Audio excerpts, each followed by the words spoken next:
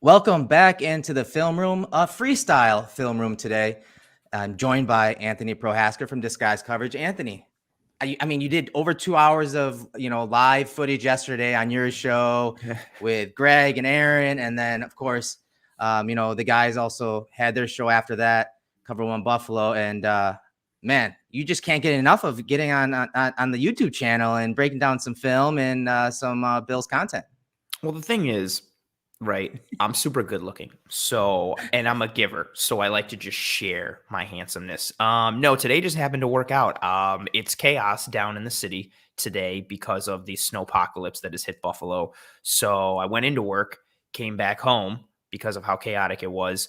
And then had some availability so instead of taking a regular break, I'm going to do this film room and jump on here with you. And I like these freestyles, I did the playoff primer episode last night for Disguise Coverage with Greg and Aaron, but that's funny from Jason. Jason's comment says now that Ant has double Christmas trees behind him, he has to put in twice the work. That's really funny. Oh, yeah, double Christmas trees. We did the playoff primer episode, but I really wanted to hone in, and I did multiple times in the episode that this Jets team cannot be overlooked going into this game. One, just for the Bills, it's a win and you win the AFC East, which is very important. But two, the Jets have done some things well recently, and they're not as bad as people want to kind of make them out to be or make fun of them. And so when you threw this opportunity my way of some freestyle film to look at the Jets and the Buccaneers from last week, which was very interesting, I jumped at the opportunity. Yeah. So as Anthony spoke about, we're going to take a look at specifically one side of the ball for the Jets, and that is the offensive side of the ball. And they were up several touchdowns in this game against the Bucs. They had the Bucs on the ropes, man. Yep. And we haven't seen this film, this all 22 film. So this is a live first time viewing. So you'll get the X's and O's and that type of content, but you're also going to get a behind the scenes look at how we go through film. So there'll probably be a little more rewind and fast forwarding going on, and hopefully there are no technical difficulties when it comes to the internet connection here in the hotel. But with that said, man, what were your overall thoughts on Zach Wilson's game here and the game plan by the Jets? Because obviously they got out to a big lead early in this game. Yeah, they did a lot of good things, and I think it's also come in the spirit of what Zach Wilson has done. Even going back to, we were talking about it offline, he looked, granted it's preseason, but he did some good things in the preseason. He made some good reads. He was decent enough with his progressions and with his throws. He said a lot of the right things in interviews with the media and all that kind of stuff. And then the regular season hit, and it did not continue to go well for him like it did in the preseason. And then Mike White starts to do good, and everybody's thinking, oh my God, is Mike White the guy? Zach Wilson's terrible. But since he's come back, his decision-making has been better. It's still not great, but it's been better. And I think a lot of his success, especially with Elijah Moore being out, has started to focus in on the running backs underneath and his ability to work checkdowns to Michael Carter and Ty Johnston. The emergence of Braxton Berrios, a guy who I liked when he was at Miami. He looks good. And they're starting to do some things with Berrios and get him involved in different looks. And you're seeing him I love that you pulled up the PFF grade there. The completion percentage there when he's kept clean, granted, it's going to be good for anyone, but sitting there at a 76.2 completion percentage, I think that's a testament to his ability I think things are starting to slow down a little more for him. He's starting to work the short and intermediate. He's also using his legs. He's had some really nice runs the last several weeks, and he had another touchdown run this past week, I think the 47-yarder where he's really starting to move it. And he's starting to put some things together and show that the traits are translating that made everybody kind of fall in love with him in college. Yeah. And in this game, just from watching some of the, game live over the weekend and some of the highlights from it, I thought that, Wilson threw the ball quite well, especially over the middle, as you can kind of see in that intermediate area. The Bucs, from all stats that we looked at from Sports Info Solutions, played a lot of zone. Only, I think, 9 of 34 dropbacks were man coverage, according to SIS. So I thought he threw the ball well, threw it well over the middle. A lot of those in-breaking routes behind those linebackers. I think they could have done a little more play action for him to help him out, to kind of get those linebackers in a little more. They ran play action 17.6% of the time. But as you can see here on the screen, courtesy of PFF, they ran a lot of screens. 23.5% of his dropbacks were screen passes. 6 out of 8 were completed for 60 Yeah. yards. And as you talked about, the running backs getting the ball in the hands of, I like Michael Carter. He had a pretty big run Mhm. in this game. Austin, what's his name? Walter, I think it is another guy that just showed up on the scene who I have never really seen any film on. And then Ty Johnson. Yeah. They all three of them had touches and had some decent runs, and also contributed in the pass game, like you said, underneath in those checkdowns as the Bucs were dropping out into coverage. But I think overall, I saw Zach Wilson go through, his progressions several times, very consistently. He had a good idea on what zone coverages the Bucs were playing. He was just Mhm. working through it, as you'll see, I'm sure, in the film. But the running game, it contributed a lot to this and kind of, added that balance that young quarterbacks need. Yeah, there's something to be said for the ability to have a running game for any QB, let alone a young QB, and being able to pivot to that and make the game easier for them. And with what Carter and Johnson and that whole stable is able to do on the ground has been solid. And again, it even translates to the passing game. Like as you noticed on that previous screen, 11, I think 19 of his overall passing attempts in this game came between 0 and 19 yards. So the short and intermediate, 11 of them came in the short yardage area. Like he loves dumping the ball off to these guys. And it makes sense when you see him, like, especially Johnson and Michael Carter. They're explosive. They're shifty. Johnson's got a little more power to him and a little more vertical presence in his game as far as like getting north south. And then you touched on Carter. I think Carter was kind of the forgotten guy coming out of North Carolina because of how impressive Javonte Williams was at Carolina and how much people liked his film. But they've both been able to get it done in the passing game, but then also in the run game. Carter showed it a little bit the first time the Bills played the Jets. He had a couple explosive runs and was able to show that quickness and that burst and put it on display. But they're definitely starting to round out into form a little bit and become legitimate weapons on this Jets team. And I know a lot of people will be like, well, yeah, it's the Jets, so like anybody would do good. Ha ha ha. But no, they're actually rounding into form, and they have a nice stable and complementary group of backs there with Johnson and Michael Carter specifically. Yeah, so let's get into some of the film. And like I said, this is our first time viewing it. So honestly, we're just like you guys, just watching it for one of the first times here. And one thing we see a lot with Josh Allen is, when he's pressured, he's able to get out of the pocket and make these type of plays and throwing it back over the middle. And you see that here from Wilson. He's able to escape the pocket here. With pressure off the left side, and this would look like a 5-man pressure guy comes through, but Wilson is able to escape to his right and then throw it to his outlet, Michael Carter underneath, and again keep the offense on track. Yeah, he does two things that have shown his ability to progress a little bit. And talking about Zach Wilson, the ability to use his legs when, I don't want to say a free rusher because his lineman tries to block, but it's basically like a free rusher coming at him right away off the play action. And that's Elijah Vera-Tucker, who I loved coming out this past year from the draft. We talked about this over the weekend too, or a few days ago when we did the film room, is, making things easier for Ryan Bates. Look, as this guy spikes inside, here comes that free rusher eventually. Look what Tucker has to do. He has to slide past him to the center, like we were talking about, between Bates and Morse, and then kick back out. That's not easy. And that's why I think we saw the pop set last weekend. That's kind of funny that this kind of shows up in the film. It's super funny that it happened on the very first play. Yeah, you see Tucker slide inside to respect that kind of spike a little bit, and then he has to pop back outside. And it would be nice if he could have had a pop set from his center, but he doesn't.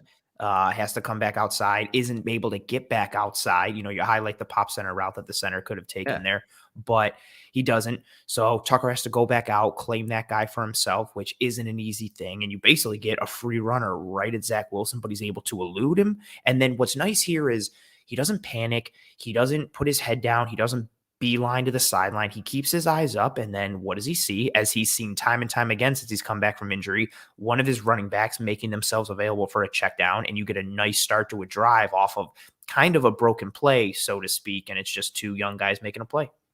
Yeah, and I think that eventually that was an offsides call, so they got a free 5 yards, free play there on that play. But here's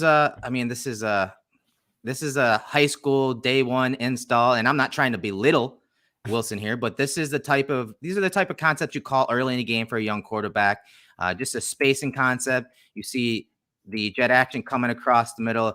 That's the flats element, that spacing element to stretch the defense, that second level kind of horizontally that way. So as the receivers are to the bottom of the screen get into their curl routes, you see them space that zone rather well. And Wilson goes for the guy right over the middle, Berrios, and it's nearly intercepted when you can see that, he did have another receiver he could have went to. He didn't see the defensive end or edge guy popping out here. So they send these four right here, and then they pop out this guy underneath, and he almost picks it off here, Anthony.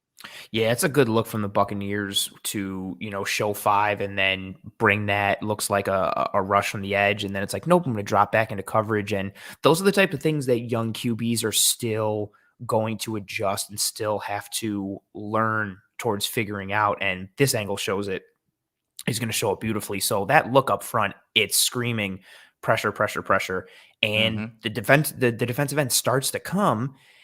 And then he backs up. But when he's already started to come, Zach Wilson's eyes are no longer on him. So now he's looking right to Berrios, and he thinks that edge rusher is coming from the edge, doesn't see him anymore. And like you said, he sinks right underneath that throw to Berrios. If he just pops his eyes outside, he's got that other slot receiver in the running that stop route a little past Berrios and a little more inside. Yeah. But so he lives to fight another day. But again, he locked on a little early. He got confused. Things that happen to a rookie QB. Yeah, and those are the type of disguises the Bills are going to have to use, not just in Week 18, but, going forward in the playoffs. Because, I know a lot of the advanced metrics have the Bills as one of the top, pressure teams. But, affecting the quarterback is great. And that's what Sean McDermott and Leslie Frazier's defense want to do. But they need to start hitting home and getting these teams in second and third and longs, not just, second and 10 or and stuff like that, where you're just moving the quarterback off the spot. And here's Michael Carter on the play here. A little pitch out with the guard, almost like a G lead pitch here. And just really nice maneuvering in traffic here. I don't like what this corner right here is doing, why he's not stepping up and making this tackle. It's kind of soft. And really a bad angle. I don't know. Yeah, that's bad, but wow. Well, let me start back at the beginning of this play and let's watch our boy, because he's my draft. He was a draft crush of mine. AVT right here, Elijah Vera-Tucker. Watch him from the backside, scoop to the second level. You see him initially punch through that defensive lineman to help hit the left tackle there. Now look at him scoop to the second level. Look at him downfield blocking on this play. Yeah, washes him right out. And that guy, Carter's able to get by on that little pitch out. Again, explosive play. I think this was a 55-yard run early in the game against the Bucs. Yeah, again, another young guy in Michael Carter making a play for the Jets. And this time we get an explosive play, a little toxic differential type of play that Aaron Quinn would be a fan of. And they get a little pulling guard out in front. Carter's able to cut up inside and I don't want to take anything away from Carter, but I feel like Carlton Davis just has to fill there. He should have closed down this angle, and this play should be stopped at the 35, maybe at the 40 tops. But Carlton Davis doesn't seem to want to hit Michael Carter on this play. Comes up, takes a wide angle, doesn't squeeze down Carter at all and force him back inside. If anything, just kind of comes up and is like, I don't know. Yeah, whatever. I don't care. And Carter just gets right through. But again, the maneuverability by Carter, the hesitation, the pace, and then the ability to explode through the hole and use that speed. Nice downfield blocking there from the receiver. And Carter almost houses this one. He's very, very, very close. Nice tackle by Winfield on the edge. But that's and what have we seen sometimes with the Bills, right? Like the Bills get out of position because they get too aggressive. And if somebody runs a gap run or a G lead like that or pulls a guard and you have a fast running back like Michael Carter, they can take advantage of that in a heartbeat if you're not sound with your gap integrity.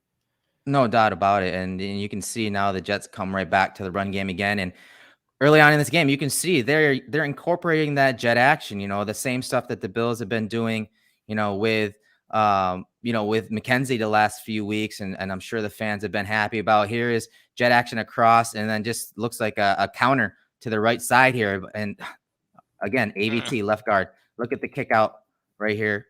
boom, look, it just squares them up. And I know they don't get many yards here, but this is that downhill football that really you don't expect from the Jets, especially given their scheme and Mike LaFleur. Usually he's a zone guy, but they're busting out some gap runs early in this game. That's a good call. The LaFleurs love them some zone runs. Matt here, and I always forget the name of the head coach for the Packers, who is, I guess, kind of the more main LaFleur. But a nice scheme here. I love Elijah Vera-Tucker's block. Seeing it, I'm happy that he's doing well, but also not, because he plays for the Jets. Would have been nice if they could have held the interior of this line a little bit. Yeah. Looks like Sue just bounces off his man. 78 doesn't hold. There you go. You highlighted him right there. Just doesn't hold his block long enough, and Sue is able to collapse this down and take care of it. But if Sue doesn't get free there, there's some potential extra yardage here, but nice little attempt to just get things started as you move down here. I mean, he's also next to Vita Vea, who is just, I think he's such a key to that Buccaneers defense. Like, he's a space eater, but he can also get penetration and get some pressure. Like, he's just a monster of a man inside. Vita Vea does a lot. And then they come back and run a little screen to the outside. And this is nice too, right? Like, working. So we see the play action pass on the first play, and then we see another pass inside on a spacing concept. And then we see like a little toss action to get Carter vertical. And then they attack the middle. And now they come to a quick screen outside. Like, that's similar to like a pitcher changing levels and changing pitches. You're attacking different levels of the defense, whether in the vertical aspect or stretching them horizontally or attacking them inside outside. So a nice script to start this game for the Jets here. Yeah. And here's another thing. I'm not sure. Obviously we don't have the sound, but they basically got another free play here for some reason. I don't know why Tryon is. Yeah, I don't know why he's doing. We liked that him there. for the draft this past year as well. He would have been a nice fit for the Bills. But again, that screen game, just getting it out to Berrios real quick. He probably should have scored on this play. This is again, nice design though. You got the eye candy right there, and then you see the right side of the line just get out in front. There's a lot going on here, and that's the type of stuff you got to do versus those linebackers and that second level of the Buccaneers. And it's kind of the same thought with the Bills, and their athletic linebackers and Milano and Edmonds. You got to get their eyes going in one direction so that they can't use their athleticism, sideline to sideline. That's something that we should expect from the Jets this weekend. The Falcons did it several times this past week against the Bills, using those quick screens, and they didn't combine it with misdirection a ton, but again, trying to take advantage of the fast-flowing Bills defense and the aggressiveness they have. So, yeah, if you can get their eyes or looking one way or getting them to lean another way and then hit them in that other, that's a nice advantage for the offense. And this run doesn't work out so good. No. So I just went forward to the next play. Not much went right on that play. And this was interesting. This was the touchdown here, and it's a trick play. Look at it from the end zone angle. It's kind of cool. So you see Zach Wilson where he's lining up. He's not lining up behind the center. He's behind the guard. And so is the running back here. And you see the center direct snap to Carter. And then he pitches it to Berrios. And now, Zach Wilson goes out for a pass, but you can see the Jets have numbers leverage here, and he's able to walk in. They've gotten Berrios the ball in so many ways the last 3-4 weeks. Fantasy football players know Berrios. He's become a guy that you can put in as a wide receiver 3 or as a decent flex option, depending on what your roster has looked like. He's catching the ball. He's getting legit rushing attempts, whether it's on jet sweeps or on reverses. This one he runs in, but it was a passing attempt for him. The Jets have been very creative in getting him the ball, especially ever since Elijah Moore went down. It's really been Berrios and then Carter and Johnson on the offense for the Jets the last 3 weeks. Yeah, and here's another play, pre-snap motion, pre-snap eye candy, pin and pull run to the left side of the offensive line here. And it looks like they even brought in an extra offensive lineman they have extra offensive lineman here. And I think that's McDermott there at the quasi tight end position, getting a down block. And that gets, the left tackle and the center out in space. And it's actually drawn up really well. Obviously you want to see Carter. He can't cut up in here. There's no way he's getting up in here, but everything points to, him getting out here in one of these gaps. But as you can see, the edge player here from the Bucs, he makes a play inside here. and he got really good penetration, which is important because you can see as 76 goes to pick him up and kick him out, you see him get inside leverage. A defensive end or edge player gets inside leverage and is playing on their side of the line of scrimmage and forces Carter to try to bounce it outside of him, but he's able to disengage and make the tackle.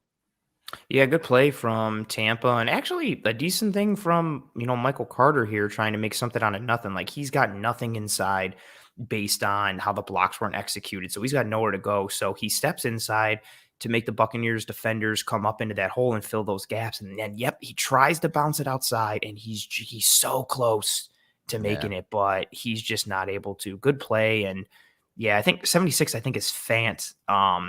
He just gets kind of not completely wrong armed, but just loses that inside and gets turned and isn't able to seal or really do anything about it. Yeah, here is looks like a straight drop back and just a check down, and smartly, because I mean the Bucs look like they're just dropping out into cover 3. Or actually no, I don't know. It's hard to say with the safety to the bottom of the screen there, kind of going to a half field alignment.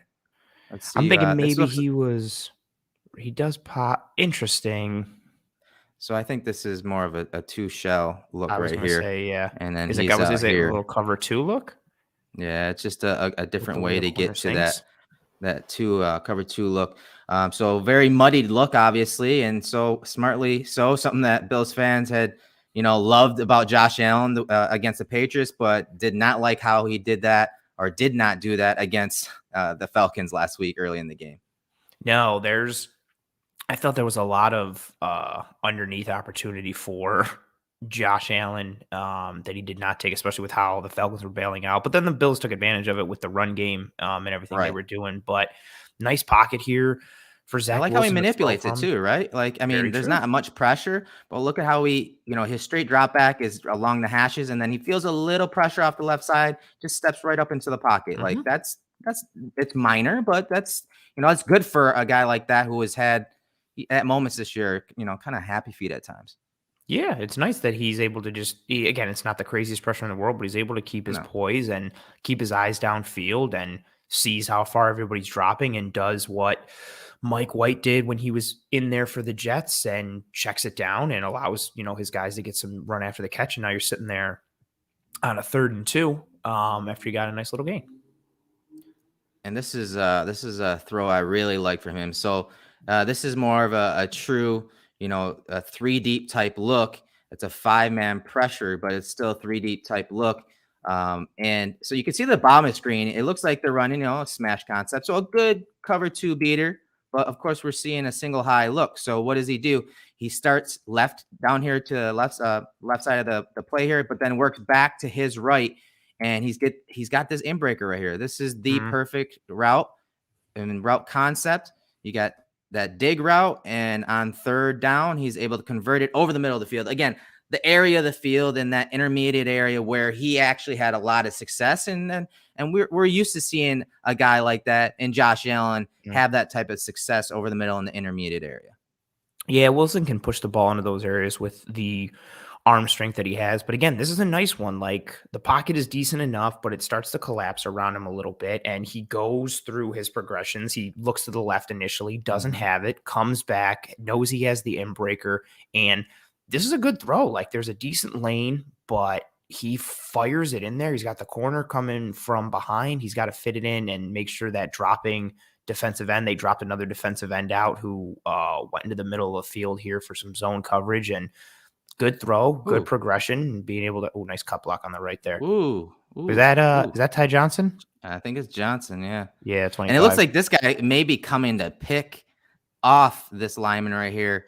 But he gets a piece of him before he can really get the pick there. Yeah, it looks like they're supposed to be based on Tryon's movement, I'm thinking Tryon's trying to loop, and he gets taken out too because of how hard Johnson clips. Yeah. Ooh. No, that was nice. That was a nice play from Johnson. Nice pick up there.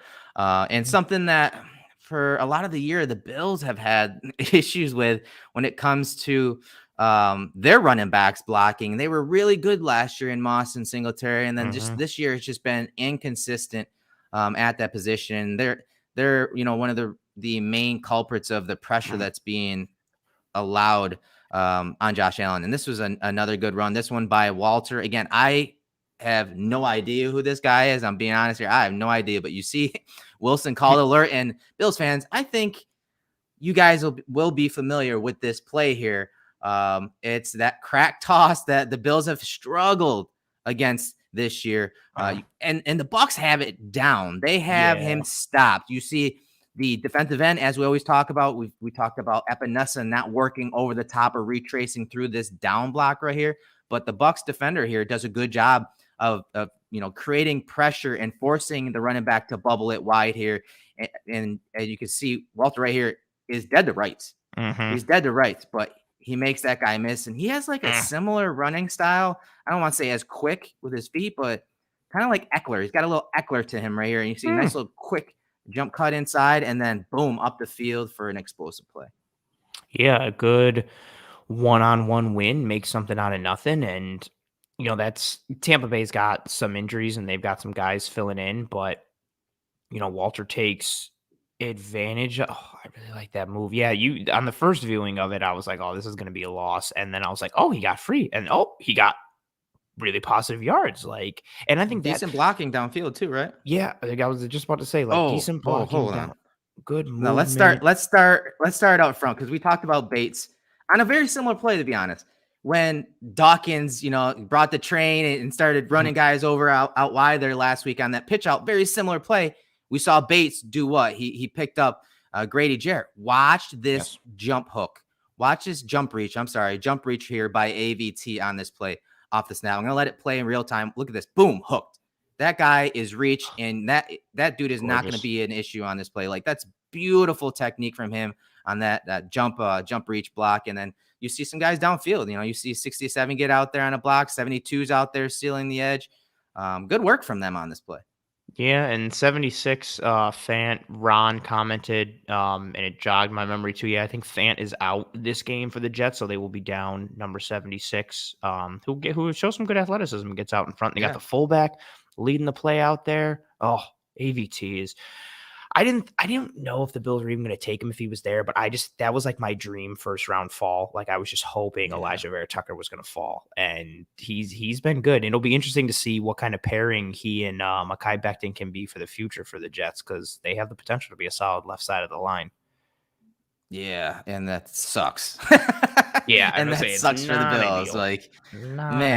Becton and AVT for 10 years or more. It just makes me think back to, granted, AVT and Becton weren't taken in the same draft, and they're different types of prospects in different positions, but it harkens back to when the Jets got Mangold and DeBrickashaw Ferguson in the same draft in the first round, and then they just anchored that solid offensive line, and then they signed Alan Faneca, and it was just their line was just so good. I really dig the 5-man line from the Bucs. I like how they line up almost like in that tight front kind of look with a nose tackle, and then they bring their edges right off and just come after you. Oh, yeah, and that's why you kind of have to run some of these, counter trays and whatnot, so you can out leverage them, because you're not gonna win the numbers battle here. So you got to get a hat on a hat, and one way to do that is take one gap from the left by pulling a guard, backside guard or whatnot, bringing that H-back all the way across the formation. Good block by Fant on this play, 76. Washing Sue down, and then you see the tight end get to the second level and try to pick up someone. So, yeah, I mean, meager gain, but at least the corner, I think that was a corner. Was that? No, that was actually a safety, huh? Yeah, it was 23. He came down. Oh, 33. That was what That was a good tackle. That was a good tackle in the box. Yeah, solid. Minor gain. Chest and knee makes the tackle.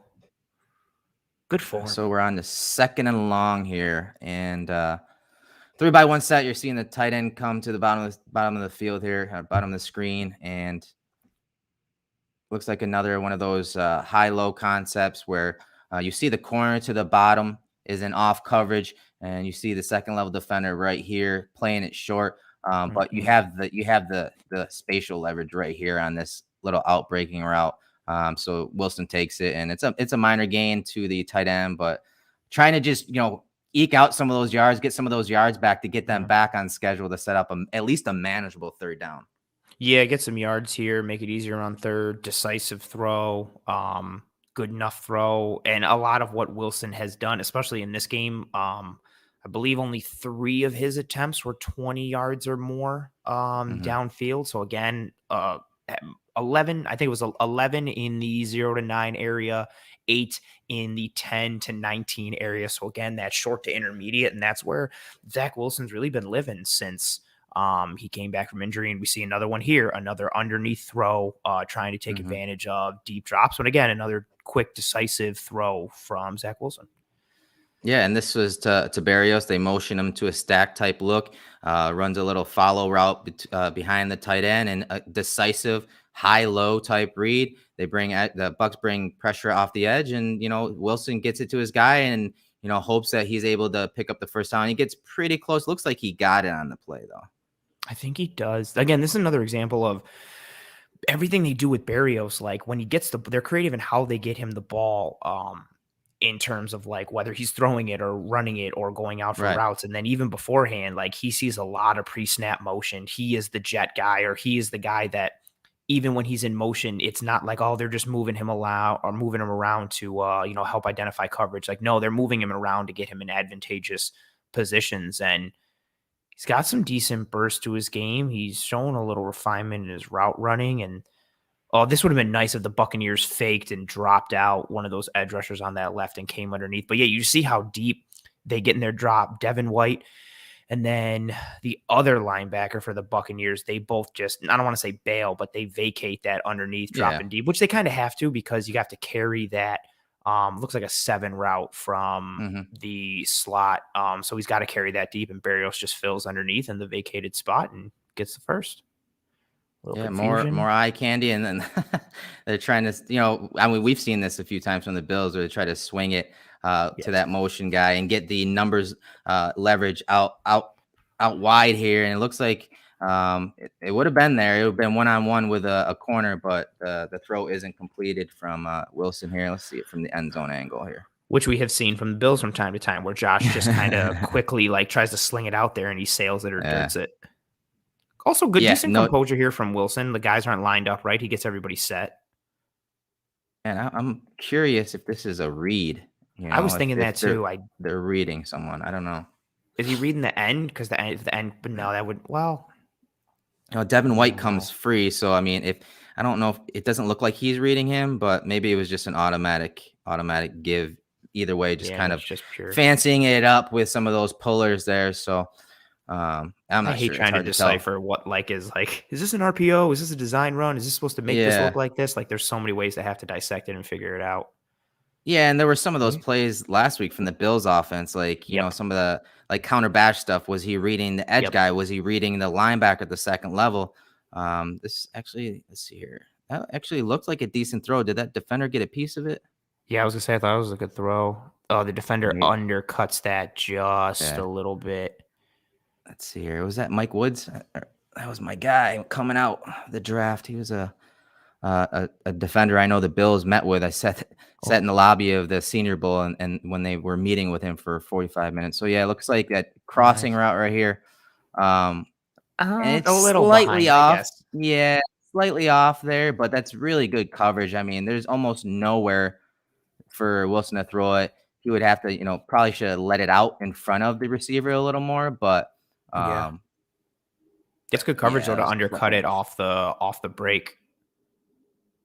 Nice play, and he's bumped. So third and 10 here towards the end of the first quarter. Again, Barrios, a lot of pre-snap movement, and then we talked about it. One of the first plays, seen a lot of pre-snap movement, and that was a very good throw from Wilson over the middle into traffic, and looks like it's possibly quarters coverage. And this is something I saw on film. So look at the alignment of this receiver, or I'm sorry, the tight end. It's Yaboa. He's a big dude, really big dude. Tight alignment here, and these in-breaking routes over the middle they were there all day. And they're, the Bucks were just dropping out like this, especially on these third down plays. And right there is a nice window and to a big target, and he's able to hit him. Zach Wilson is able to hit him for the first down. Yeah, I like how he folds right behind the underneath coverage and does what we've seen Gabriel Davis and several of the Bills receivers do recently. Just get square, make yourself available, and doesn't sit, keeps going. Oh, that is a good throw. Especially he gets it in there before Devin White is able to close from the other side and get a piece of it. That's good location. That's good arm strength. That's a good throw. good placement right in between 3 Buccaneers defenders. Good catch. Yeah, those in breaking routes for him in this game especially, it seems like that's really where he needs to live. Not that he doesn't have the arm strength, but I just feel like his timing and rhythm to the middle of the field just looks much different in this game than I remember even back in college at BYU. So really nice throw, and I'm sure that won't be the last throw over the middle. No, I think they're gonna. I mean, especially with how the Buccaneers are playing zone and how fast they're vacating and how deep they're dropping in that interior. I would and okay. He was close. He was close. I thought he was going to shake him. Oh, good fill, good tackle. Tampa Bay rallies so well. They have so much speed on that defense. Yeah, they're able to, and they play aggressive. They like shooting gaps. And here's a screen call to Johnson to the left side. I think this is a. Let's see here. I thought this was a touchdown from earlier.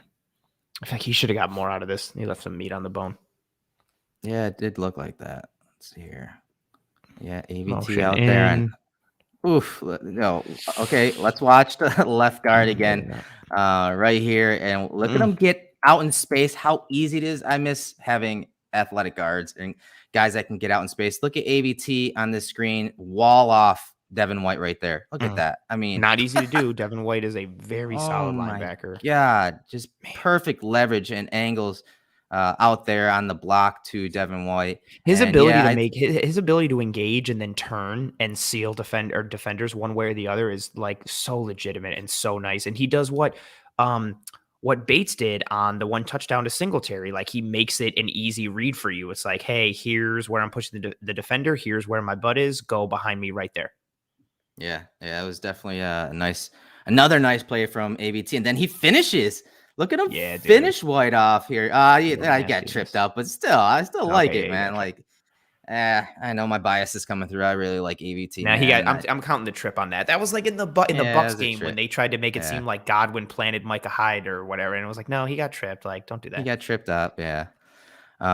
So they're bringing Johnson in from out wide here, and the offense calls alert. You see Wilson point to his helmet. We see that a lot with the Bills, and they get the mismatch Barrios here. So it looks like this is the touchdown. What an athletic play by Barrios. So you get that out breaking route from the slot here, but look at the leverage. You have inside leverage from this slot defender here. It's an out breaking route, and then you add in the quickness right there. Look how, I mean, it's so smooth right when he hits that 5-yard line. The cut is so freaking smooth.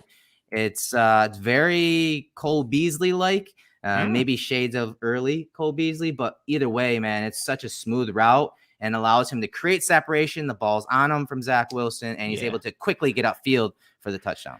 That's it. It's that separation. He doesn't start going outside before he gets vertical. And so he quickly goes outside, but then he gets vertical and sells like he's going upfield a little bit to make that defender have to also go vertical and honor it. So that way the defender can't just take a flat angle and go to that outside. He sets him up nice and smoothly gets out. And the sideline angle shows it really good. See, he goes outside, but then he gets and then boom, pops it after he gets vertical. And that way the defender has to take that step with him to be like, okay, do I need to keep carrying this upfield? Oh, nope, he cut out. Touchdown. And that I see so many guys. I feel like I didn't see this growing up with football. I feel like so many guys now are able to like score from like the 4-yard line because they all know how to dive and take the angle and touch the pylon. Like it just seems so routine, but that's a really athletic play from Barrios, who scores his second touchdown of the game. Yeah, I feel like, coming out Barrios, this is the type of player they wanted. It seems like it took him a little time to adjust, and really for the coaching staffs that have been in New York to kind of figure out how to properly use this guy. But it's like you said earlier, they're starting to figure out his role and what they can do with him in the run and pass game, and even some of those trick plays here. This is just a really nice leak concept here. Oh, gorgeous from the tight end. Yeah, this was a really nice play. And I'm gonna pivot to the Edmonds talk. I know I stirred up some shit on the internet on Twitter yesterday by posting some of these stats from linebackers across the league and where Milano and Edmonds rank, and how the perception from the Bills Mafia is that, Milano's a world beater, and he's a really flashy, type of player that makes a lot of splash plays. But perception is that he's 10 times better than Edmonds, but especially against the run. But when you look at some of those advanced stats, you see that Edmonds is better than at least what people make of it. And on this play, it looks like Devin White maybe loses this guy here. And we're talking about one of the best linebackers in the league. You see him kind of get fooled here as that crosser comes over the middle. And that tight end's wide open. Really nice play call. Again, that misdirection, something that the Bills use against the Bucs. You see the Jets use it here. I would love to see this happens, right?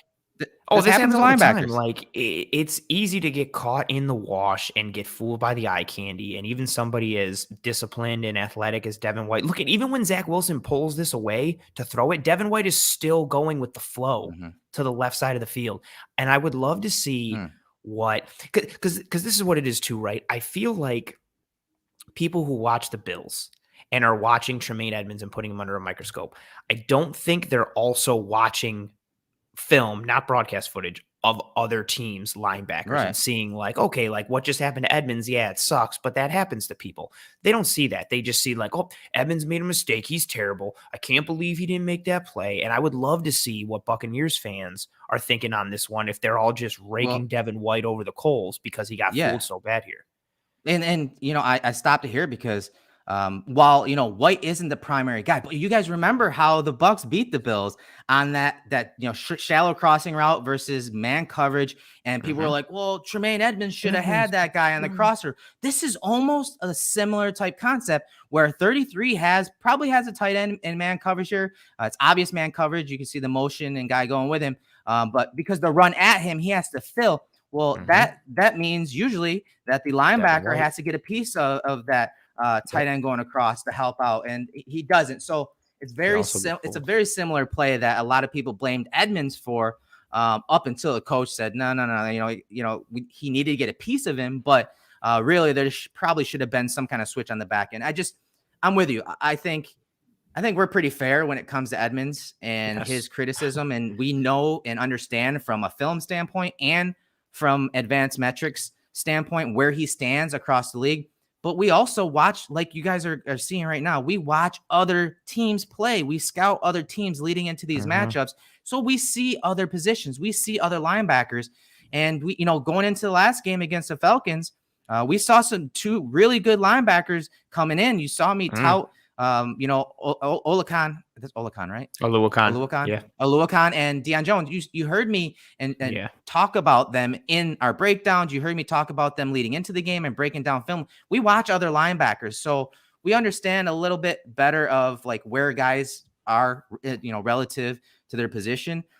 So it's unfair criticism a lot of times from Bills fans on Tremaine Edmonds and even Matt Milano at times. Like, he doesn't get the same hate. And I know it has a lot to do with where they were drafted, and expectations can do that. It can muddy, perception and, kind of screw up context. But at this point, I think Edmonds gets way too much criticism for, the type of player he is in the league at his age.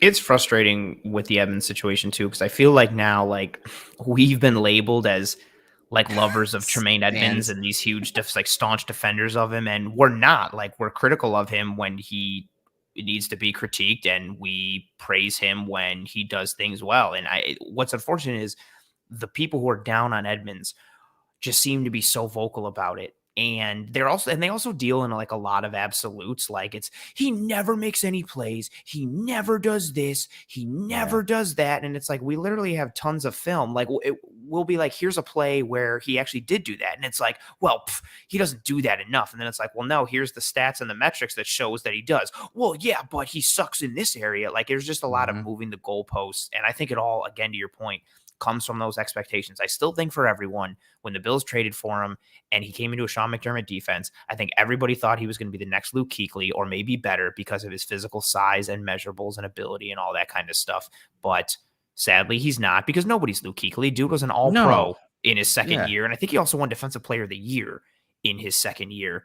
But it's a lot of emotional pieces and reactionary pieces, which we do not use when we grade people and we watch film and we scout. Our emotions are gone. It's pure objectivity. If we used our emotions, we wouldn't be watching Jets tape because we hate the Jets. This is decently elusive from Zach Wilson. I know he doesn't make the Yeah. completion, but I like how he rolls out. He's able to evade here. More athletic than I think people give him credit for. He's able to use his legs. I know he's outrunning Vita Vea here, but gets square. Yep. Tries to make a throw. Flips those hips around, and then just throw it away. Smart. That's smart. Like, get rid of it. You tried extending the play, nothing was there. Get rid of it. Smart play there. So moving on here, where we're in the one. Oh, Ron nailed it in the comments. Milano makes more splash plays, and I think that's part of the reason why he gets so much more love than Edmonds, because he makes those splash plays.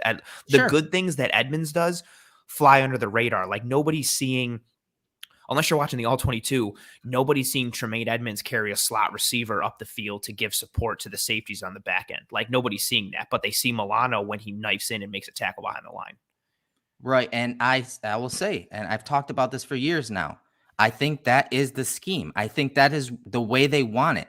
And I know that Edmonds isn't Kuechly, but Thomas Davis was the very same type of player in the Panthers defense. He was the guy that was missing a lot of tackles, but he was making those splash plays. He was the cover guy on running backs and tight ends. Kuechly was just on another level from the Mike position than Edmonds, but I think that's the way they schemed up, specifically Bob Babich. I think that's the way they want it to be. They want Milano to be the disruptor, and they want Tremaine Edmonds to kind of be like that funnel guy. Like, everything gets funneled to him, and he makes a bunch of tackles. Like, he doesn't shoot gaps like Milano does. I think part of that is built into the role of this defense and what Leslie Frazier wants from the linebackers. And, I said Milano's a disruptor and Edmonds is the finisher. So I think that's the way they want it between those two linebackers. And that's the other thing.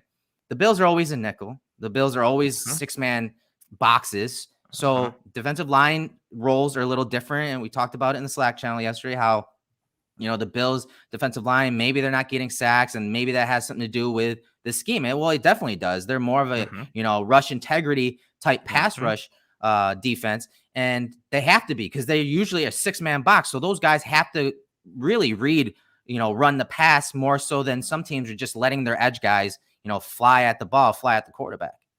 Well, look at what we saw with that Colts game. Like, how many times did Ed Oliver just explode through the line and fly towards Wentz, and then he got caught in a trap, and Jonathan Taylor runs through the gap that Ed Oliver just let open because of how he exploded through and got caught. Yeah, and I think that's part of it too. People don't understand, and I don't say it negatively, like, well, people don't understand or they don't watch the tape or blah, blah, blah. But there's so much nuance to defending the run and playing defense. And I think a lot of people just think it's as simple as like, no, you just go up and make the tackle, or just like read that they're running the ball and go and make the tackle. There's so many things to it from a scheme perspective, from a responsibility and a role perspective, and execution perspective. And I think we encompass all of that when breaking things down and, giving our takes and opinions or, breakdowns, whatever have you. But I think for most people, they don't see that level. And so it's just pure reactionary on their end from what they're seeing from a broadcast angle and film. And,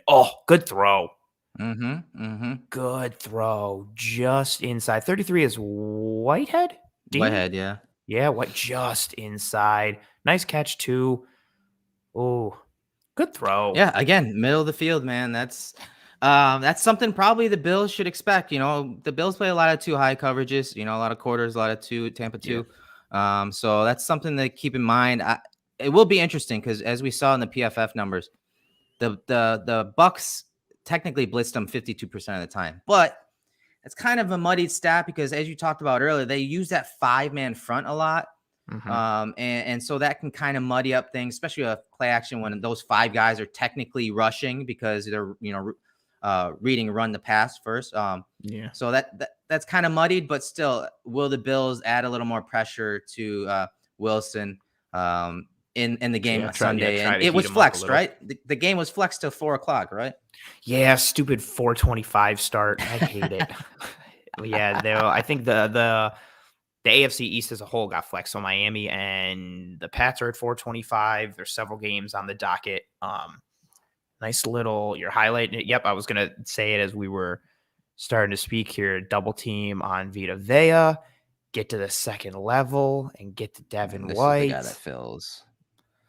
And see, now that is what Carlton Davis did not do on Yeah, that Michael exactly. Carter run earlier in the game. You got to get physical, you got to fill, and that could have been nice. Elijah Vera-Tucker again, nice block here, but the corner just sniffs it out and gets physical and makes a play.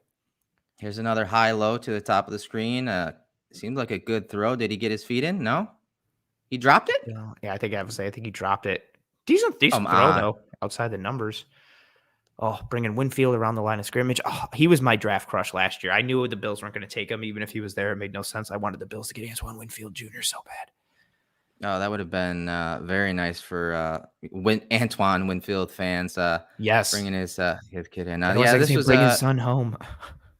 It was a 5-man pressure, and Zach hit the top with a drop. He got rid of it. Sue's hands are up. I mean, you got to catch that. I don't know who that is dropping that, but that's a first down, and the clock would stop. Yep, and he sees his inside guy. When he sits, Winfield shades a little over the top towards him. Devin White is closing on him, so he goes to the read outside, and makes a good throw. Got to help the quarterback out sometimes. Ooh. Okay, he got out of that. That's pretty amazing, to be honest, given how they had pretty much every gap stacked here. I mean, this is a pressured look, and they do drop out several guys. Still bring 5, but 49, I think that off the left side with really nice cross chop there versus the right tackle here. Let me slow it down. Look at this cross chop. Oof. But Wilson is able to get out the back of the pocket there. I know, right? Escapes out the back. Sue collapses inside, falls down, allows him to escape further. And then again, smart decision. Let's not try and take too much. Let's not get foolish. Throw the ball away after you evade. Yeah, it must have been some type of penalty there or something, because now they're backed up. Winfield is super deep. Yeah. This little, again, getting the ball out to the running back in the flats. But again, let's see who's supposed to be in coverage there. That linebacker, I think, is in man coverage. Yeah, I was thinking man, but I didn't know if he went with him on his own responsibility. Who is that? 51 Minter? What's his name? Well, yeah, it looks like it was man coverage, and totally had his eyes in the backfield, not even looking at his assignment. So I wanted to pull one comment from the chat here from John. John says that all teams game plan against Edmonds always. I do not think that's true. And also, what's your basis for that? I think I think that is I understand that Edmonds needs to be better. Sweeping assumption. Yes, that is a very large, presumptuous sweeping assumption. Because and if you maybe John, I don't know if you saw the video I did on Tremaine Edmonds' role. If that's true, well, then Edmonds is killing it, because the Bills are some of the best. They're one of the best defenses over the middle of the field. So if that's true, well, then they're not doing a good job of it, because Edmonds and the linebackers at the second level are shutting down those passes over the middle. They're one of the best teams over the middle. Yeah, they really are, and what he's able to do in coverage. And again, that doesn't mean he is without fault. That doesn't mean he doesn't need to be better at shedding blocks and taking better angles of pursuit. But again, it's a lot of drastic statements that are made where it's like every team does this and he's always failing at this, and it's not that it paints this picture. Let's address this a little more, because this needs to be addressed for everyone that tunes in. So look at Football Outsiders. Okay, if Tremaine Edmonds is indeed targeted, like you said, John, why are the Bills number 1 over the middle of the field? Why are they number 1 over the middle of the field in DVOA? So if that's true, then they're doing a shitty job of it. All right. And I did a video breakdown a few weeks ago talking about Tremaine Edmonds, his role in the defense. And at that time, the Bills were number one in yardage over the middle, and like not surrendering it. So the DVOAs have been backing that up right here. I'm not going to bring up the SIS stats. I don't have time for that. But DVOA, if that's the truth, with how much zone the Bills play, then they're not doing a good job of it. I'm sorry. That's a false statement. It's a sweeping assumption that, that analysts like us that watch film and dive into the stats and do this pretty much for a living, like it irritates guys like us, because it's like, we're being fair about Edmonds. All right. And we get labeled as stands when really we're just showing you film and we're showing you the stats. And, I posted that graph yesterday about Edmonds, and a lot of people started attacking the stats themselves. Like, oh, well, they can. So they tried picking apart the stat rather than saying about stop percentage. Yes. Well, what's a stop? Yes. Like, oh my goodness. Like that type of context is a bad thing. No, it's not a bad thing. Like, run stop percentage is a good stat from PFF. It's not grades. It's a success type statistic that takes in a lot of context. And just like DVOA. So I'm sorry, you're incorrect there. I'm sorry. Edmonds does have his moments where he's attacked over the middle. And Anthony, talk about, because I know he's surrendered a lot of stats and reception yards over the middle, but talk about that a little bit and how that is also a very muddied statistic. Yeah. Someone always has to get charged with like the target in a catch, basically. And because so many teams go over the middle and the design of the Bills defense, and because they play zone combined with how teams check the ball down against them and against the zone, Tremaine Edmonds gets like credited with quote unquote targets a lot, even though that's like not really his man. So like if Zach Wilson checks the ball down, that first play of the game, right, where Zach Wilson play action rolls out, checks the ball down to Chai Johnson or Michael Carter, it was right around the line of scrimmage, that could get credited to Tremaine Edmonds. And then it's going to look like he's bad in zone coverage and he might receive a negative grade, so on and so forth. So you got to be careful in terms of who's like, what's really the assignment in that play? What's really going on? And that's where for people like to say, well, you guys just throw off the stats. No, that's where the film comes in, because it's like, all right, is Timmy really to blame on this play? Was that Timmy's guy? Was that Timmy's assignment? Was that his responsibility? What was the play call here? What was the design? And that's where you got to put it all together as a holistic piece. I like what Ron said here in the chat, and I think this is a more realistic statement. Yeah, he said, I think teams try to put Tremaine Edmonds in conflict. I think that's a fair thought if you want to go with that. Yeah. But there's a difference between that versus all teams always game plan against him. Yeah. And again, I feel like saying this now, what we just said, everyone's going to be like, well, at cover one, they love Tremaine Edmonds. And that is not the case. It's just that there's a lot of dramatic statements that are made about him at both ends of the extreme, and that's not where he's living. He's not living at those ends of the spectrum. He falls somewhere in between. He does some things really well. He does some things below average. All in all, it grades out to where he grades out in our perspective, towards that middle of the road with some traits that continue to trend. But again, you got to be careful in terms of how you're blaming players for things. Same thing with run fits, right? What was the play last week? We showed the Ed Oliver play where he makes that spin move against New England. It was like, oh, Tremaine Edmonds really screwed the pooch on this one. And it was like, no, he didn't. Like, Oliver went rogue and then had to make up for going rogue. Like, he kind of screwed that up. But people see that as, what an amazing play by Oliver, terrible play by Tremaine. And it was like, no, Tremaine's trying to gap exchange based off the move that Ed made. Like, there's a lot of things going on.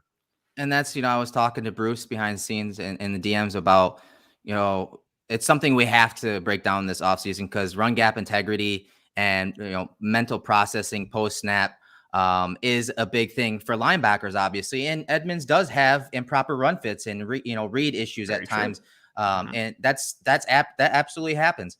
But on that particular play you were talking about, you guys have to realize that linebackers are not only reading their keys, whether it's a center and guard in front of them, they're not only reading where the ball is going, and all the moving parts, if there's pullers, tight ends, split flow across formation, but they are also reading what's happening in front of them. And at times, you hear the best linebackers talk about it when they're breaking down film about making things right, making things correct. Linebackers are constantly having to assess and diagnose those issues up front. Again, not just where the ball is going, but also what the defensive linemen in front of them are doing on that specific play. You're talking about, Anthony, was Oliver was in his gap, but then he spun out and right into where Edmonds was flowing. So he read Oliver as, getting into his gap, occupying those two linemen. So he cut backside to go fill. And Oliver did the same thing. He spun. It's And so bad. they're both in the same gap. And Edmonds was getting all of the blame on social media on that post. Go back and look. I'm telling you, it was crazy. Yep. And, it's not really Edmonds' fault on this play. He read it perfectly. He read the play and Oliver perfectly. Oliver just made an insane play. But that doesn't take away from what Edmonds did and what the process that Edmonds went through to get to that point. But he took so much heat on that play. Yes. And again, so Edmonds did his job on that one, and he did it well. That doesn't mean that he always does his job or that he doesn't make mistakes. But in that particular spot, he did the right thing. And I feel like that's a big one too, the whole concept of like gap exchanges and run integrity. And, just to like piggyback on that for anyone watching, like the basic essence of a gap exchange is if Erik has the A gap and I have the B gap, those are our responsibilities. But if somehow Erik goes into the B gap, I can't also go into the B gap. I have to go into the A gap. So that way we maintain our integrity. And you make it correct. You make it right. And exactly. And Tremaine corrected for it, but Ed threw it off. And again, he went rogue, but ended up correcting for it by being just a freak athlete and making a good play. Yeah. But if he doesn't spin and make that tackle, Anthony, guess who everyone is ripping? Tremaine Edmonds. And 100%.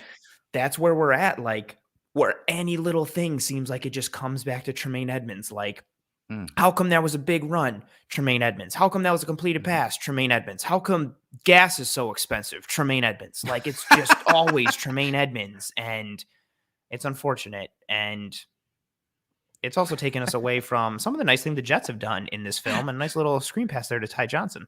Yeah, they're up 17-10 here. Tremaine wouldn't have made that play. He would have let Johnson go right there for a touchdown.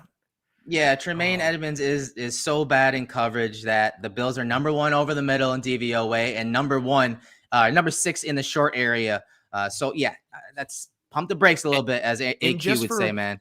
Just for people who don't know, we use DVOA a lot. I use it a lot. I love it. DVOA measures, it's basically a measurement of a team's efficiency by comparing success on every single play to a league average based on situation and opponent. So it corrects for the quality of opponent you play. It corrects for if you're up in a game 40-0. It corrects for all of that to put everybody on an even playing field. So DVOA, I think, is really one of the best things going in terms of how to rate groups and teams and players' roles and responsibilities. So I love that you pulled out that middle of the field DVOA stacks. I think it tells a lot. Yeah, of course. It's not the entire thing. Obviously, it's not isolating Edmonds, but Edmonds is a big guy over the middle. And Edmonds, and this is the type of play you see Devin White coming downhill as that ball's going over the middle. This is the type of play where Tremaine Edmonds, he'd pull up and he would get his hands up in the air. And, we've seen him do it several times. He's one of the top, I think he's number 2 in the NFL in batted passes from the linebacker position per PFF last time I checked. He always gets in this passing lane, especially off those play action passes. He knows he's not going to get home, but he's sitting over there in the middle. Sometimes it's an RPO too, right, Ant, where they run that RPO. Yep. And, Tremaine Edmonds is the type of guy, gets his hands up here and then usually gets batted down. But then people will yell and be like, well, why didn't he just run at him and get the sack? Like, oh, he doesn't know how to blitz and attack this. And it's just like, dude, like sometimes it's not about doing that. Like Devin White sells out there, right? And he gives up the completion behind him.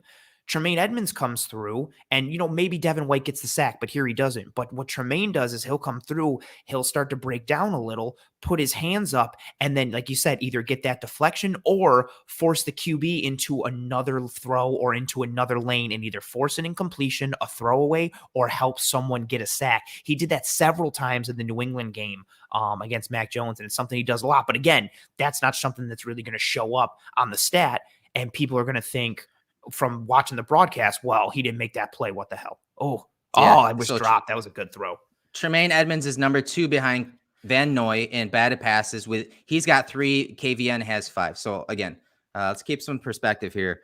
His length, his size, and his athleticism is a role or skill sets that Frazier puts a high amount of importance when there's creating the scheme itself between Milano and Edmonds, as we talked about.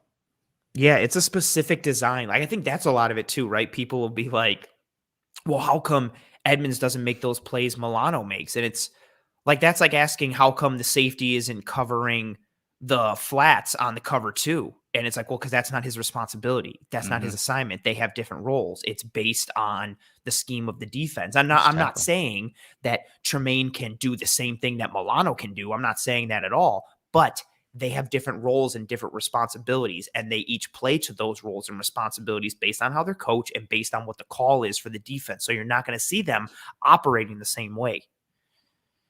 Yeah, here's another pitch off the left side. And looks like really good pursuit from Devin White on that play. Strings it out wide here. Again, another extra lineman off the left side here with the tight end. So something to think about. Even the Bills, I mean, they started doing that with Doyle last week. What, did he get like 18 snaps or something like that? Yeah, he had a decent amount. He's starting to take over that extra lineman role that was Spencer Brown, and then Spencer Brown got put in the starting lineup, so it was Bates, and then Bates got put in the starting lineup, so now it's Doyle. Yeah, I hope. I know we're watching the Jets here, but I hope that Bates is healthy enough to go. But there's also a case to be made, right? That hey, let them get rested up for the playoffs themselves. That's true. That was a nice time blitz by it was Devin White, I think here. That is one thing. He is a monster when it comes to blitzing, man. Like he is a missile up the middle there. At least Wilson was able to skirt out of this and get rid of it, because that was just like a blown protection off the left side there. Yeah, not great. Also, nice job by Tryon Shawinka, or whatever he added to his name since draft time. Floats out there a little bit, makes the throw a little difficult. But yeah, Devin White. You know who I love who does that in college? Like Nakobe Dean from Georgia. Oh my goodness. He is very similar. Heat-seeking missile coming forward. I love it. I'm excited to watch the tape and see really what he does in coverage. But he's one of my favorite linebacker prospects that I've seen in a long time. Honestly, maybe since Devin White, when Devin White came out of LSU several years ago. Yeah, he is. Again, he's another one of those missiles, on film. Like he just always flashes. And wow, what a rush! Yeah, I was just about to say, look at that step inside, and then he attacks the shoulder and gets upfield. So that's again, I want to see the Bills defensive ends make a little more impact, going forward. And it looks like they're going to have an opportunity, right? Because this is the backup left tackle now, because Fant was injured at this point, right? So look at if they can somehow isolate, and you can tell the Bucs are trying to do this. They're trying to isolate this tackle by himself, and they do that. They get that 4-man slide this way. He is all by himself over here on the right side of the screen. And I mean, he gets put in a blender right there, and that's a really nice play. Nice rush. That's a really good rush. That was smooth. That was technical. I like the angle that he took. Really good rush. I don't know if not much on that. Oh, I thought he was going to get through. I saw the hole for a minute, and I was like, and then no, it closed. Let's see Tryon on this. Takes the outside. Oh, man, go ahead. I know. I like what Gregory Rousseau has done, and I recognize his ceiling and everything. But man, I wanted Owe or Tryon so bad at the end of that first round, and I like what Rousseau has done, especially against the run. I think he's top 6 or top 5 in run block win rate, which is phenomenal for him, and he still has such a high run ceiling. Stop percentage as well. He's I think he's 1 or 2 for PFF, their run stop percentage. So yeah, that's what surprised me the most with him. We all knew that he was a little raw as far as pass rushing goes. But when it came to stopping the run, I didn't see him making the impact that he did. And it's probably the reason why he's, taken over at edge. And another blitz from Devin White. Boom. Oh, look at how tight actually it could be even a little tighter. But look at the loop comes free. Oh, he's so good blitzing. He's so good coming forward. I also think his running motion, like he's quick and he's got long speed, and then he's got like those short bursty steps. So he's so good at like bearing down on the quarterback fast, and then also having the change of direction ability. Oh, he's almost made that play there. I didn't know if he got it or not, and I was basing it on their reactions. He's starting to show up a little bit. So after a first half where AVT got several good blocks on him, and we saw, Devin White get washed out several times. This time he makes the play. We see the running back to Zach Wilson's left. We see Slot receiver there. Yeah, Slot tight Berrios is in the end. backfield here, and then Johnson is I kind of couldn't in even the tell it slot. was So either. they reverse roles here, and it looks like just a little Texas route from Berrios. And And I oh think, yeah, Devin White whew. recognizes it, and he knows it. He's like, okay, he's lined up there for a reason. The Vikings do this a lot with Justin Jefferson, Mhm. and I think Devin White saw this and was like, wait a minute, he's not supposed to be back there, and he's not supposed to be in the slot. Something about this doesn't seem right. You can tell the way he kind of passes Johnson Mhm. off that he's waiting to try and jump that route. Good heady play. I'm not zoomed in like I was, so that way I can see the comments, so I couldn't see like the numbers. And you were like, "Oh, Berrios and Johnson." And I was like, "Oh, it is Berrios and Johnson."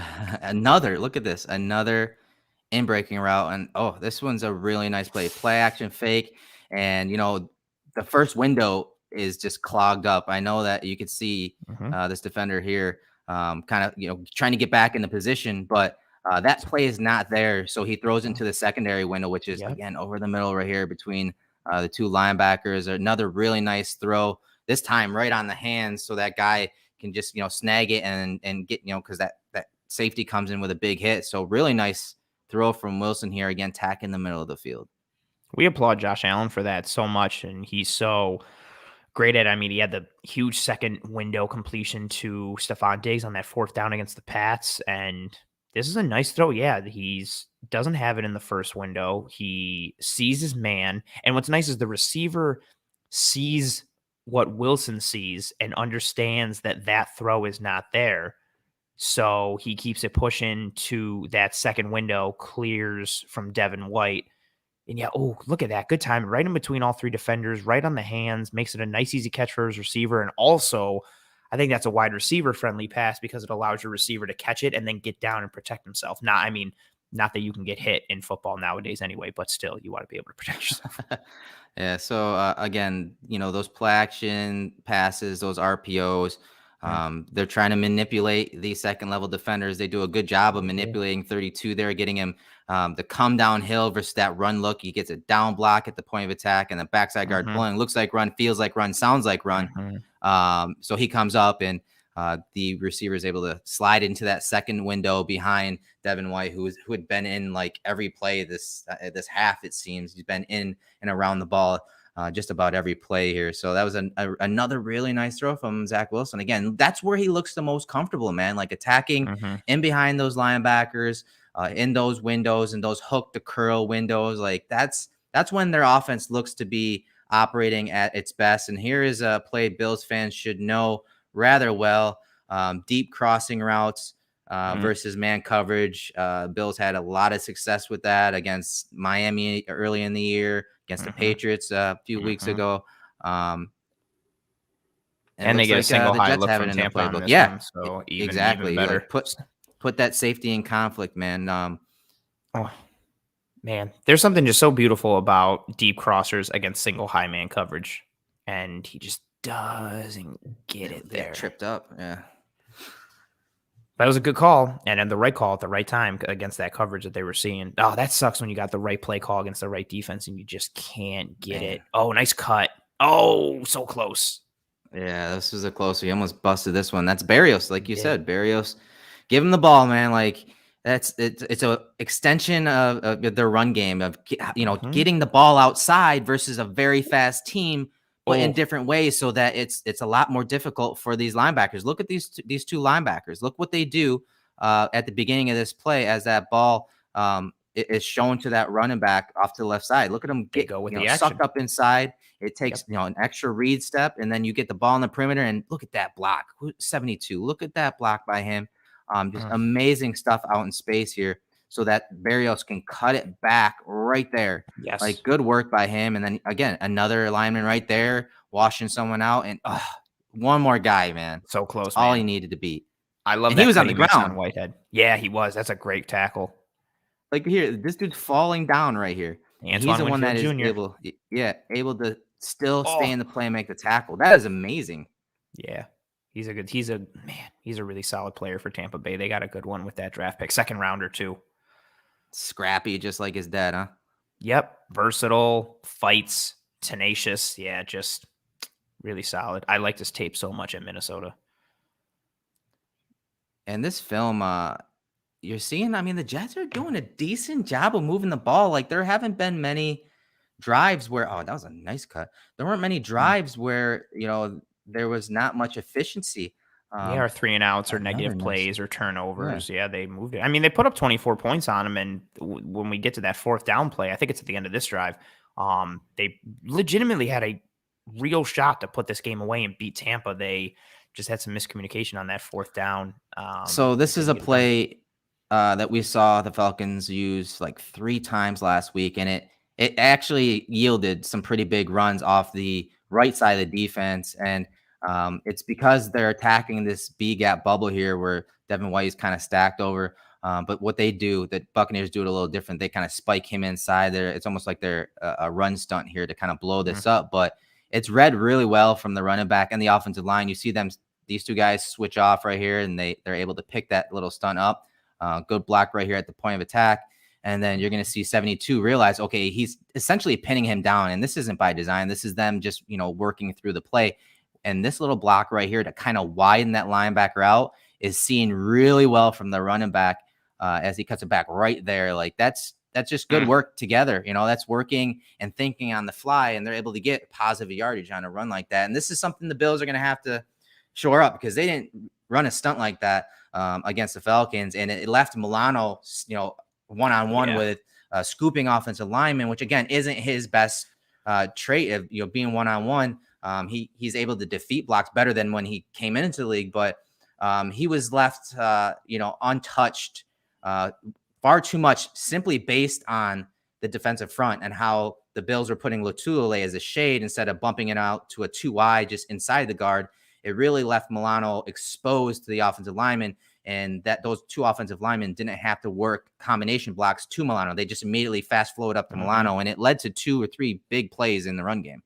Yeah, they had some good outside runs and runs attacking the edge, and that's also kind of like their bread and butter for Atlanta, like attacking the edge, especially with like outside zone. And yeah, we saw several of those plays. You hit it right on the head where it was just like Mike Davis, especially like running kind of untouched into the second level, and Cordero Patterson is as well. And that, I don't want to say those are like cheap yards, but you can't let any offense get into a rhythm like that, especially an offense like the Jets that has a young quarterback. And when you start to be able to work the ball through the running game, it starts to just make everything slow down a little bit. It starts to calm your nerves a little bit, gets, your creative juices flowing.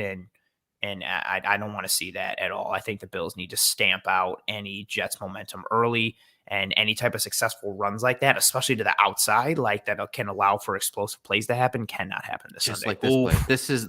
This is literally the same exact play I was just talking about with Milano.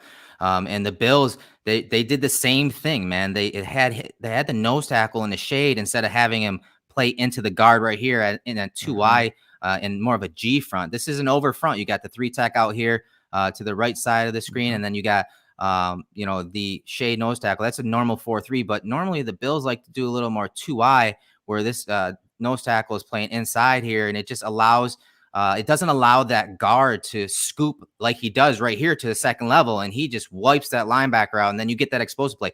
Same exact play that the Falcons ran against the Bills, right at Milano for big plays, and something that something to keep in mind when watching the game this week, because this is the same exact play. And you see Johnson, I think that is Johnson, that is able to get into the secondary. And who's getting to the second level to get hands on Devin White?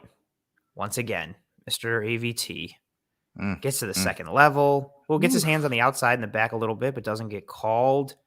Makes contact, good burst through the hole. Nice zone run. Devin White sucks. He can't get off blocks. He sucks.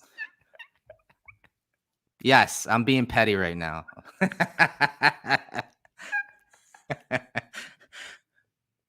Oh, man. Oh, dude.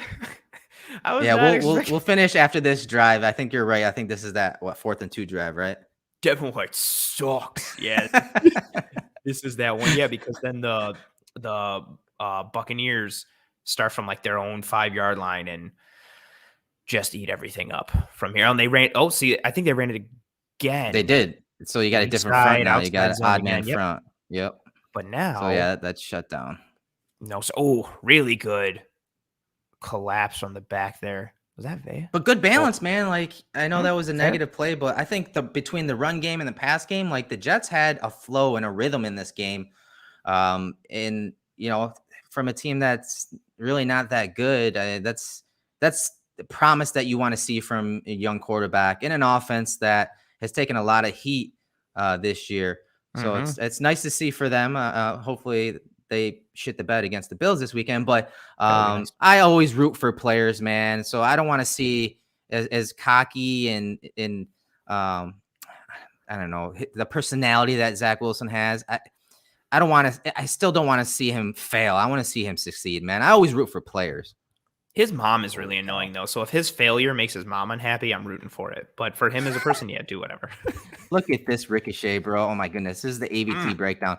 Look at AVT. That's really what it is. Take Stu, bounce him over to the center. But then look, he's fast flowing right here to the linebacker here, man. Like, woo. I love it, man. I love athleticism and technique. Oh, be nice if we had some of that. Nice. Look at, just a punch. Boom. Look at the difference he makes at that point of attack. Like, yeah, look how much Sue gets driven back by that punch. Mm-hmm. And that's not easy. Like, Sue plays with leverage. He's a big, strong dude. Like, and then he gets to the second level. He widens out Minter and makes Minter have to go around. And now you got a nice little alley for your running back.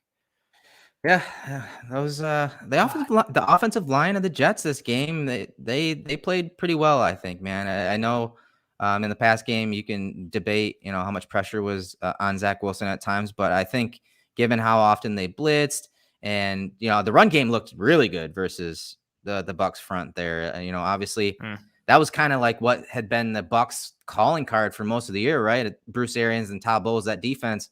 I've always said, yeah, you want to run the ball on us, go ahead, and 5.8 yards per carry, yards per attempt from the Jets in the run game. That's really good, man. I'll take that all day.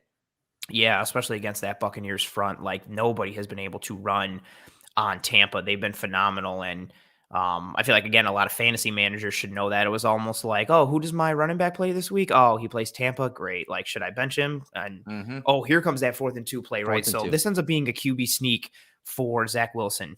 And what Robert Saleh said after, and you see it was there. Robert Saleh says after the game that this was supposed to go to Berrios. So there was 2 options on this play. It was for a QB sneak and for a handoff to Berrios, who's coming in that motion, as you just highlighted right there.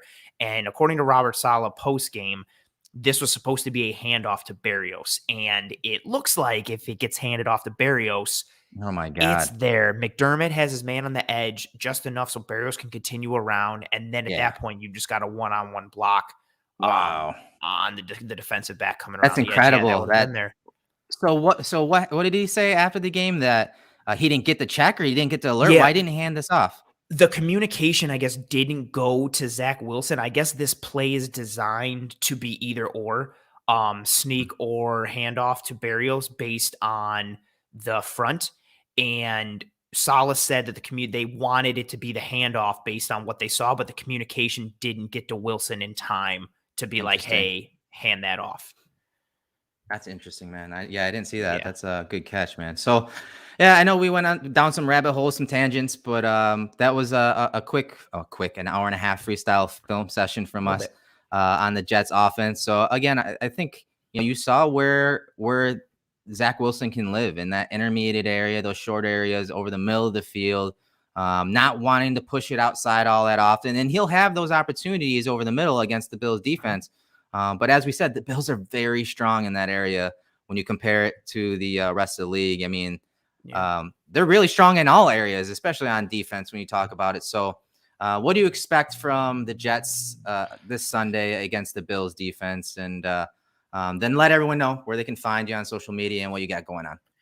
I expect the Jets to try and establish a run game and then work play action off of that. I expect to see a decent amount of checkdowns in this game. I expect to see catches for Michael Carter and Ty Johnson. I expect them to be the heavy workload for this offense, and then Braxton Berrios sprinkled in. I think literally every play, not literally, but majority of the plays we're going to see the ball in either Carter's hands, Johnson's, or Berrios, sprinkled into some other people. But those are the three guys you got to watch out for. They get the ball to them in a variety of ways. And sometimes it's by design. Sometimes it's just how the play shakes out. The Bills are going to have to be responsible in their zone coverage. They're going to have to be responsible in their assignments, because Zach Wilson's really good at, just checking the ball down and letting his guys make plays. And I expect the defense to be responsible and airtight, and make Zach Wilson have to beat them vertically and have to challenge him a little bit. Oh, that's interesting. The comment there from Steve that they're getting Elijah Moore back. That adds a whole nother wrinkle to this Jets offense. If that does come out, he's a really good dude. I think a lot of Bills Mafia know about Elijah Moore, and he can stretch the. Oh, go yeah.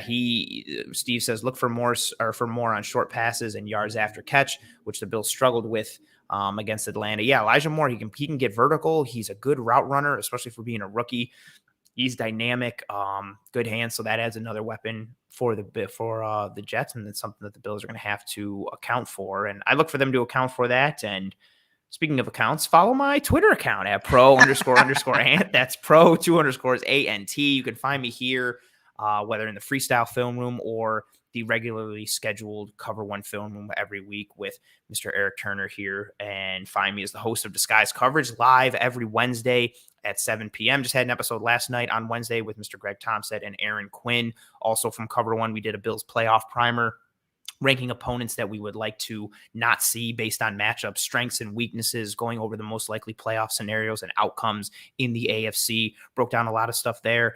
And then you can also find me as one of the three hosts of the Cover One post game with Greg Thompson and Aaron Quinn. And that's all I got.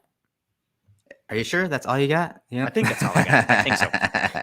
That's the workhorse, man. He's obviously involved in a lot of different things, and he's building his repertoire, building his resume. He's been putting in a lot of work, in these film rooms and on his show, Disguised Coverage.